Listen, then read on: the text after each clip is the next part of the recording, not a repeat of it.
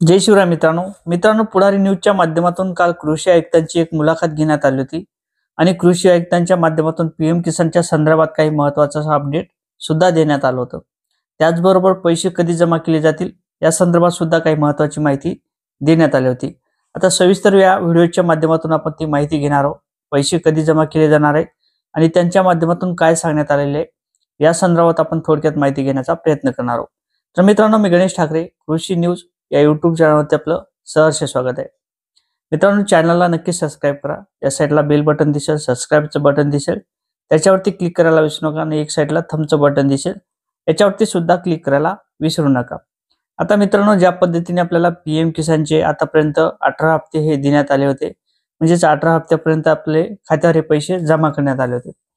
आता बऱ्याच शेतकऱ्यांना प्रतीक्षा आहे 19व्या हप्त्याची आणि या 19व्या हप्त्याच्या संदर्भात काल पुढारी न्यूजच्या माध्यमातून एक मुलाखत घेण्यात आली होती आणि त्या मुलाखतीमध्ये असंही सांगण्यात आलं होतं, आता शेतकऱ्यांचे जर पैसे जमा करायचे झाले तर त्यासाठी शेतकऱ्यांची केवायसी बंधनकारक असणार आहे।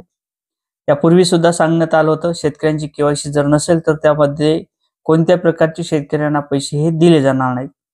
त्याचबरोबर 2019च्या नंतर काही शेतकऱ्यांच्या माध्यमातून नवीन रजिस्ट्रेशन करण्यात आले होते, नवीन नोंदण्या करण्यात आल्या होत्या।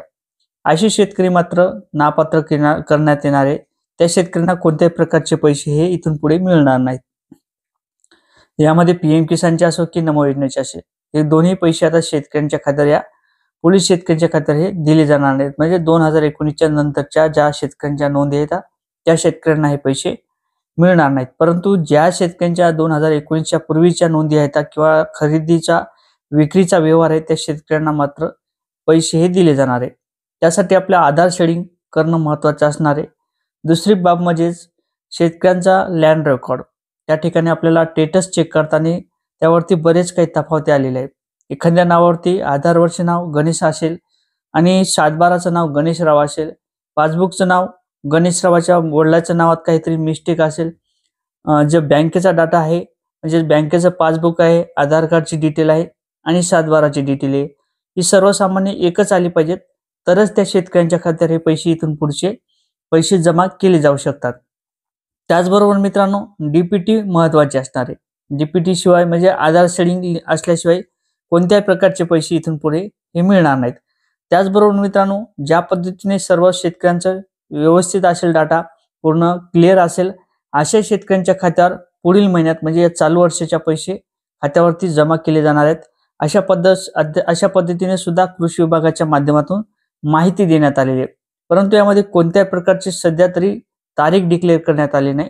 तारीख डिक्लेअर झाल्यानंतर पैसे हे शेतकऱ्यांच्या खात्यावर कोणत्या दिवशी पैसे जमा केले जातील हे सांगण्यात येईल, परंतु नक्कीच 2025 आहे रनिंग आता सुरू होणार आहे, त्या पहिल्याच महिन्यात त्याचं वाटप केले जाणार आहे। अशा पद्धतीची थोडक्यात माहिती समोर येत आहे आणि त्या पद्धतीने आपण पुढारी न्यूजच्या माध्यमातून ज्या पद्धतीने सांगण्यात आलेले त्या पद्धतीने आपण विश्लेषण माहिती देण्याचा प्रयत्न केला। मित्रांनो, चॅनलवर नवीन असाल तर चॅनलला सबस्क्राईब करा। जय शिवराय।